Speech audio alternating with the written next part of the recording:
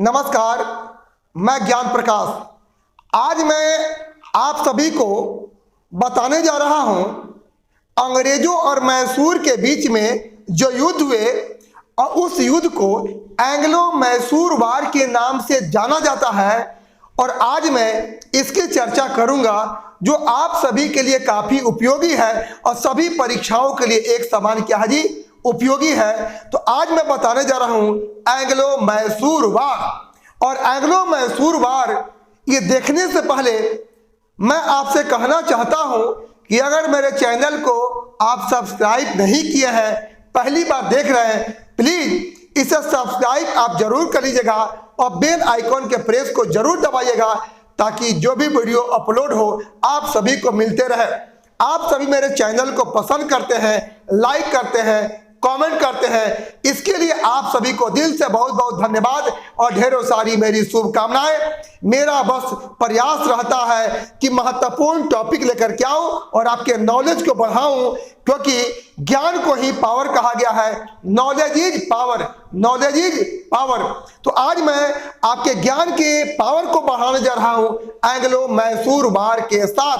आप मेरे वीडियो पर अंत तक बने रहिएगा और मैं एक एक चीज क्लियर करने का प्रयास करूंगा और समझाने का प्रयास करूंगा। मेरे इबादत को कबूल कर ऐ मेरे खुदा, जब भी मैं तेरे सजदे में झुकूं, जब भी मैं तेरे सजदे में झुकूं, हमसे जुड़े हर रिश्ते, हमसे जुड़े हर छात्रों, हमसे जुड़े हर शुभचिंतकों की जिंदगी जो है संवर जाए।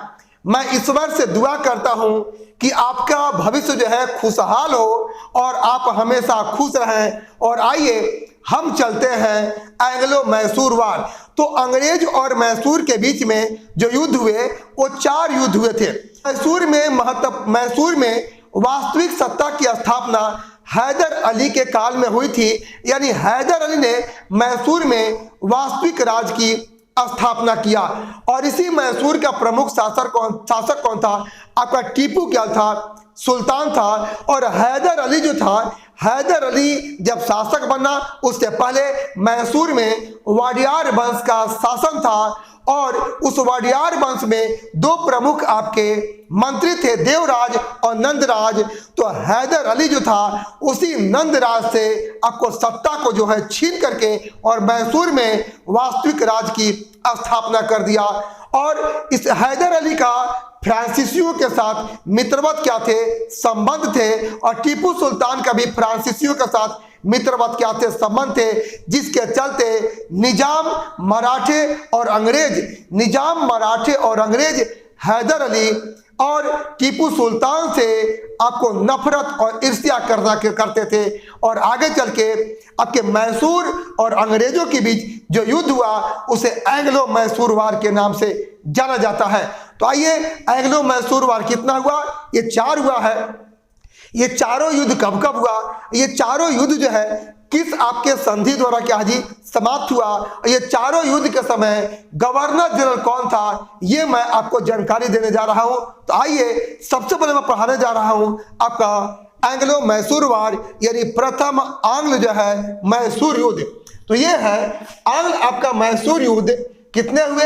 ये कुल 4 आपके हुए थे। तो ये प्रथम जो है आंग्ल मैसूर युद्ध, ये प्रथम आंग्ल मैसूर युद्ध कब हुआ था? ये 1767 से 69 के बीच हुआ था। ये 1767 से 69 के बीच हुआ था। किसके बीच हुआ था? ये अंग्रेज और हैदर अली के आपका बीच हुआ था। और इस युद्ध में हैदर अली जो था अंग्रेजों पर क्या जी भारी पड़ा था। और यह युद्ध जो है अंग्रेजों के आक्रामक नीति का परिणाम स्वरूप हुआ। प्रथम आंग्ल मैसूर युद्ध ये अंग्रेजों के आक्रामक नीति के परिणाम स्वरूप क्या जी शुरू हुआ। और यह युद्ध जो है मद्रास की संधि द्वारा क्या जी समाप्त हुआ। प्रथम आंग्ल मैसूर युद्ध जो है मद्रास की संधि द्वारा क्या जी समाप्त हुआ।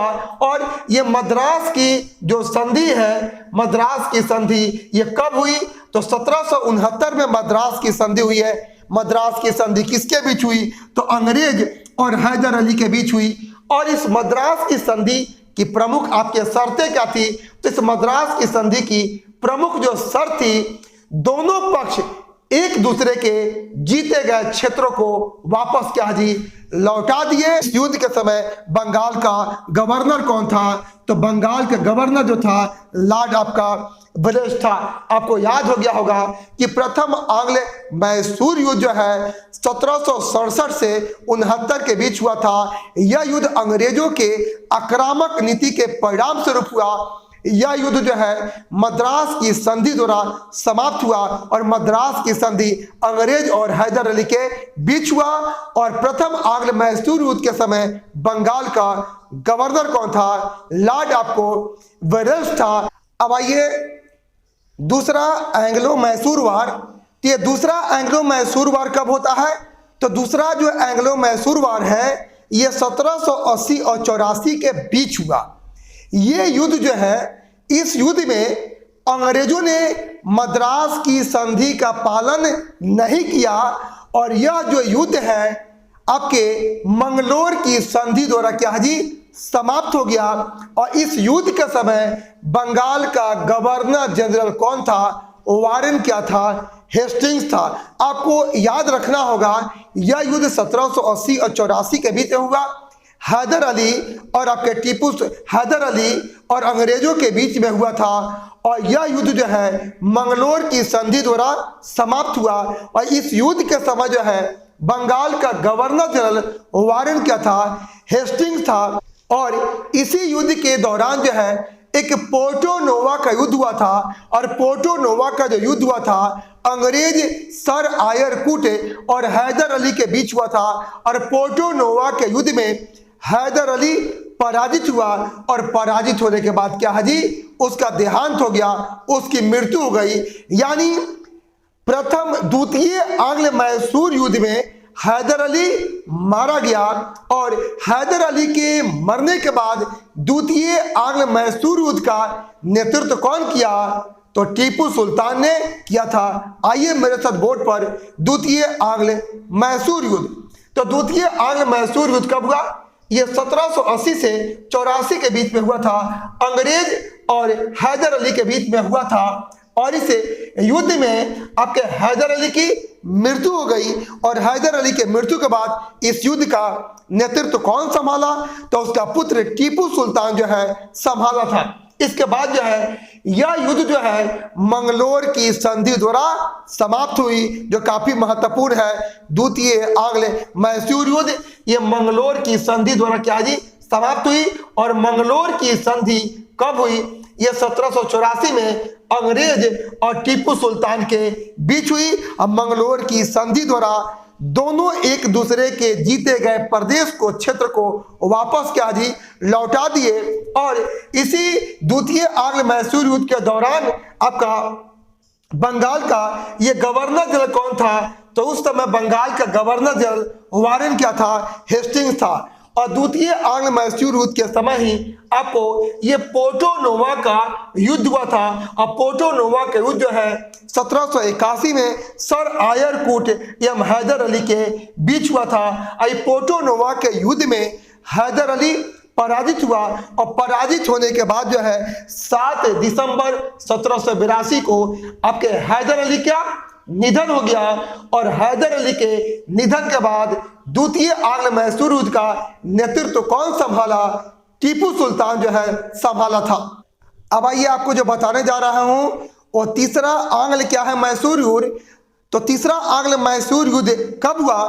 तो तीसरा आंग्ल मैसूर युद्ध जो है ये आपका 1790 से 92 के बीच में हुआ था। और तीसरा आंग्ल मैसूर युद्ध अंग्रेज और टीपू सुल्तान के बीच हुआ था। और इस युद्ध में मिडोज ने टीपू सुल्तान को पराजित किया। और तीसरा आंग्ल मैसूर युद्ध ये श्रीरंगपट्टनम की संधि द्वारा समाप्त हुआ। और तीसरे आंग्ल मैसूर युद्ध के समय आपको गवर्नर जनरल कौन था? ये लॉर्ड कॉर्नवालिस था। आइए मेरे साथ बोर्ड पे तृतीय आंग्ल मैसूर युद्ध ये 1790 से 92 के बीच में हुआ था। ये अंग्रेज और टीपू सुल्तान के बीच में हुआ था। इस युद्ध में मिडोज ने क्या किया? टीपू सुल्तान को पराजित किया। और यह युद्ध जो है यह श्रीरंगपट्टनम की संधि द्वारा क्या जी समाप्त हुआ।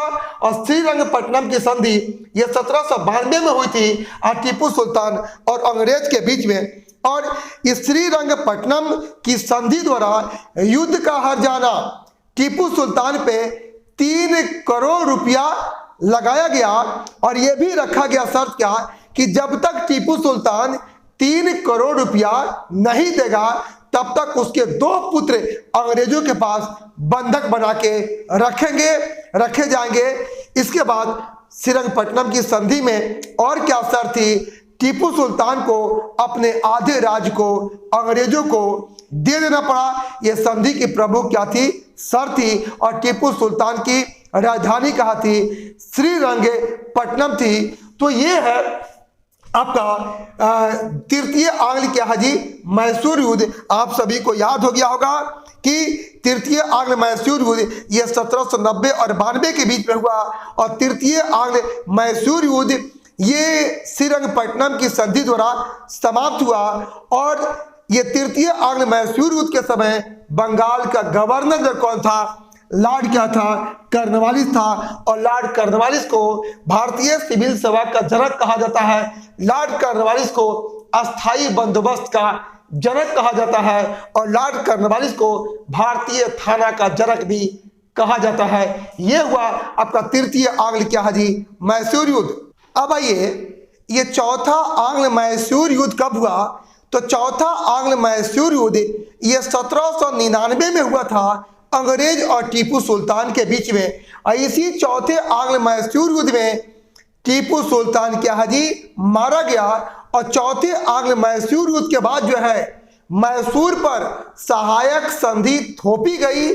और इस समय बंगाल का गवर्नर जनरल कौन था? लॉर्ड क्या था? वेलेस्ली था। और लॉर्ड वेलेस्ली सहायक संधि का क्या था जी?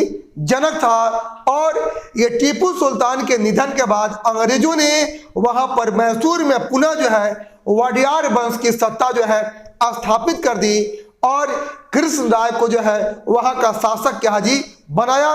तो आइए, ये चतुर्थ क्या है? आंग्ल मैसूर युद्ध ये 1799 में हुआ और टीपू सुल्तान और अंग्रेज के बीच में हुआ था। और इस युद्ध में टीपू सुल्तान पराजित हुआ और क्या है जी? मारा गया। और इस युद्ध में चतुर्थ आंग्ल मैसूर युद्ध के बाद जो है आपको मैसूर पर सहायक संधि क्या है जी? थोपी गई। और इस सहायक संधि का जनक कौन था? लॉर्ड आपको वेलेस्ली था। और इस युद्ध के समय बंगाल का गवर्नर कौन था? लॉर्ड आपको वेलेस्ली था। और इस युद्ध के बाद मैसूर में वडियार वंश की सत्ता जो है स्थापित हुई। और इस युद्ध के बाद मैसूर का शासक कौन बना? कृष्ण राय को क्या है जी? बनाया गया। ये है आंग्ल आपका मैसूर युद्ध। यानी दूसरा, तीसरा और चौथे आंग्ल मैसूर युद्ध का नेतृत्व जो है टीपू सुल्तान ने किया था। जबकि पहले और दूसरे आंग्ल मैसूर युद्ध का नेतृत्व हैदर अली ने किया था। और दूसरे आंग्ल मैसूर युद्ध के समय हैदर अली मारा गया। और युद्ध का नेतृत्व कौन संभाला? टीपू सुल्तान जो है संभाला था। इस युद्ध के दौरान जो है टीपू सुल्तान और अंग्रेजों के बीच 2 आपके संधि हुई है, मंगलोर की संधि और श्रीरंगपट्टनम की संधि। अब जो आपको मैं बता रहा हूं जो काफी महत्वपूर्ण है, चारों युद्ध और चारों युद्ध जो है किस आपके संधि द्वारा समाप्त हुआ। और चारों युद्ध के समय बंगाल का गवर्नर जो कौन था आप यहां से एक बार में याद कर सकते हैं। आइए मेरे साथ बोर्ड पे। तो प्रथम आंग्ल मैसूर युद्ध किस संधि द्वारा समाप्त हुआ? तो मद्रास की संधि द्वारा। इस समय आपके बंगाल का गवर्नर कौन था? लॉर्ड आपका वेलेस्ली था। द्वितीय आंग्ल मैसूर युद्ध के समय द्वितीय आंग्ल मैसूर युद्ध ये मंगलोर की संधि द्वारा समाप्त हुआ। इस समय बंगाल का गवर्नर जो कौन था? वारेन क्या था? हेस्टिंग्स था। तीसरा आंग्ल मैसूर युद्ध जो है यह श्रीरंगपट्टनम की संधि द्वारा क्या जी? समाप्त हुआ। और इस समय बंगाल का गवर्नर जनरल कौन था? लॉर्ड कौन था? कॉर्नवालिस था। और चौथे आंग्ल मैसूर युद्ध के समय सहायक संधि मैसूर पर थोपी गई। और इस समय आपको गवर्नर कौन था? लॉर्ड आपको वेलेस्ली था। यह हुआ एंग्लो मैसूर वार, जो सभी परीक्षाओं के लिए एक समान क्या जी? उपयोगी है। पुनः मिलूंगा एक बहुत ही महत्वपूर्ण टॉपिक के साथ। आप सभी को मेरा बहुत बहुत धन्यवाद।